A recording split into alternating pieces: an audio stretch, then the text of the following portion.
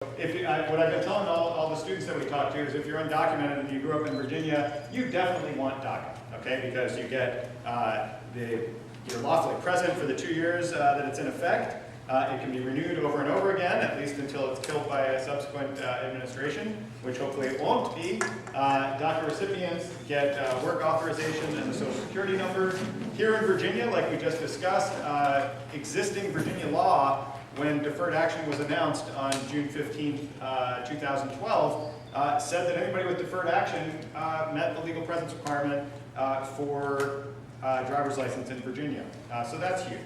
And then most recently, DACA recipients from Virginia can now apply for in-state tuition at Virginia's public colleges and universities. So what are the requirements? Under the age of 31 as of June 15, 2012, came to the U.S. before your 16th birthday. Not going to go through all of them. You can see up there really quickly. I just want to move through these. Had no lawful status on June 15, 2012. A school requirement that can be met in a number of ways. And then you have to have not been convicted of a felony, a significant misdemeanor, or 3 or more other misdemeanors, and no threats to national security or public safety. Right? This was huge. When it was announced, many people had heard of the Dreamers and the Dreamer movement.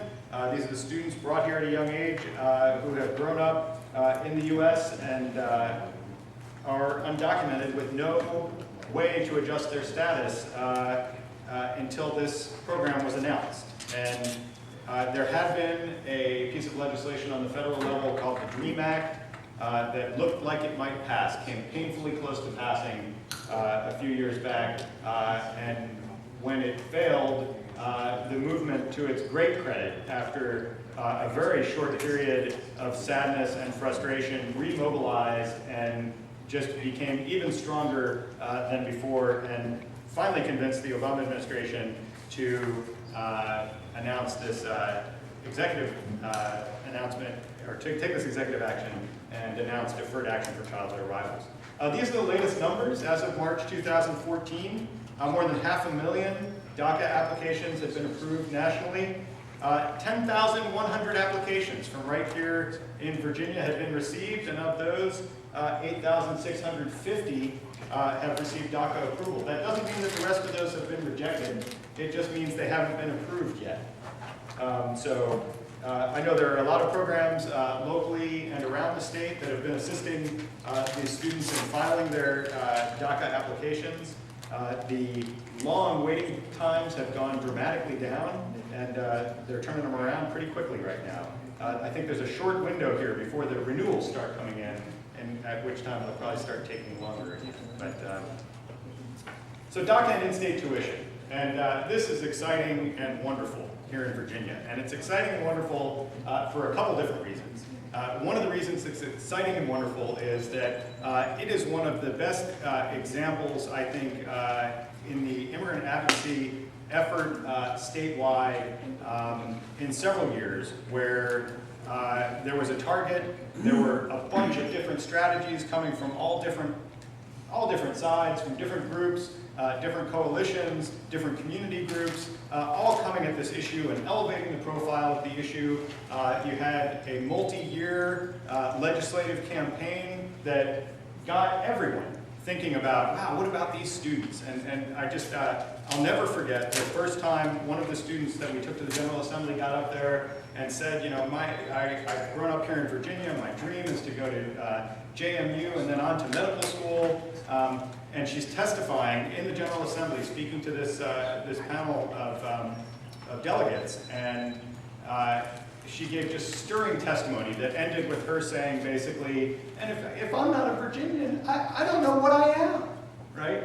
And it was moving, incredibly moving testimony. At the end of it, somebody from the Attorney General's office asked, you know, excuse me, I noticed you didn't say your name, right? And she said, well, you know, I spoke with some attorneys before I got up to speak. They told me I shouldn't say my name, right? This was several years ago.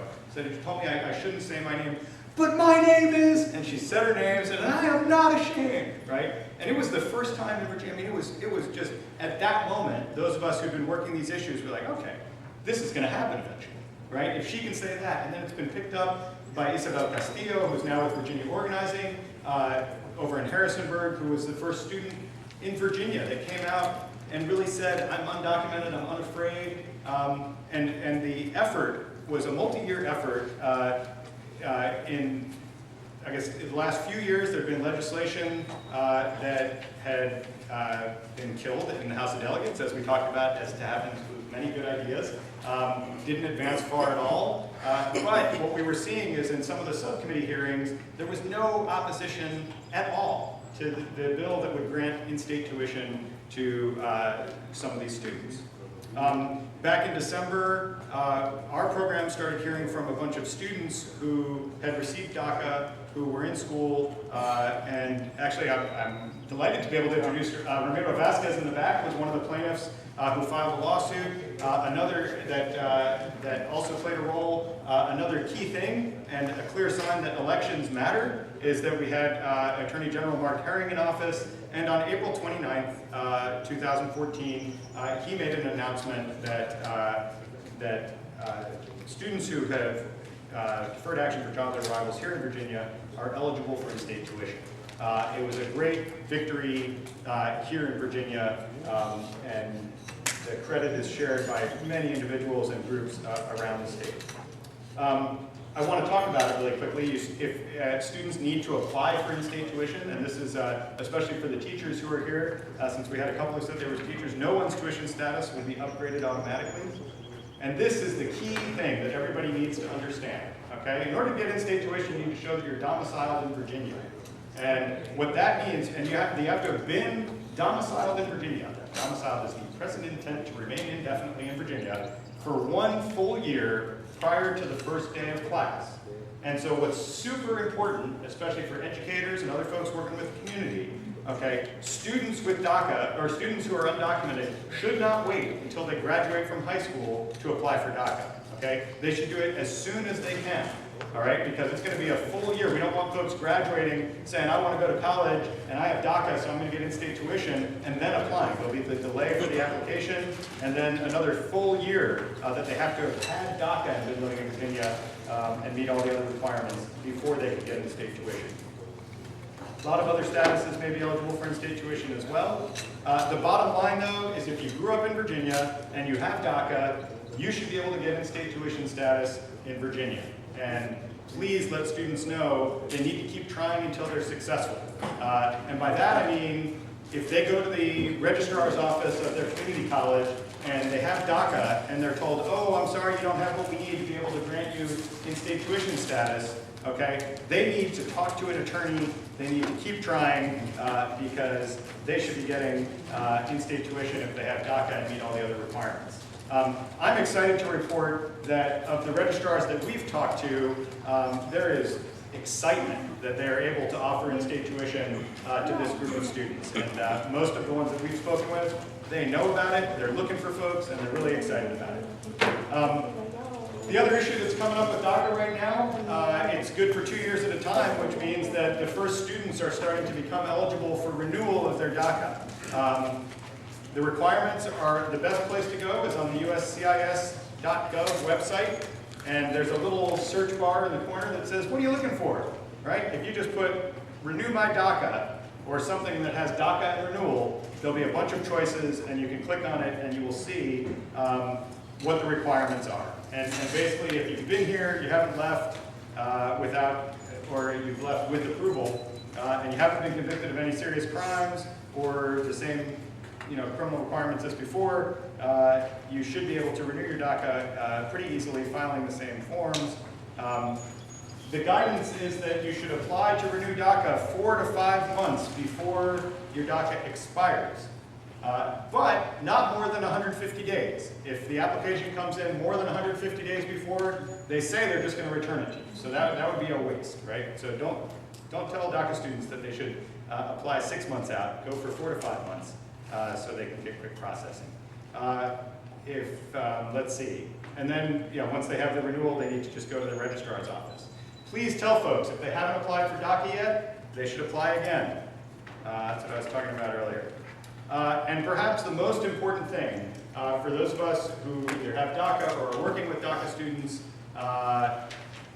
getting DACA is just the beginning, okay? if I were a student with DACA, I would be fighting like my life depended on it to preserve the program, to expand it, and to make sure that it's not undone.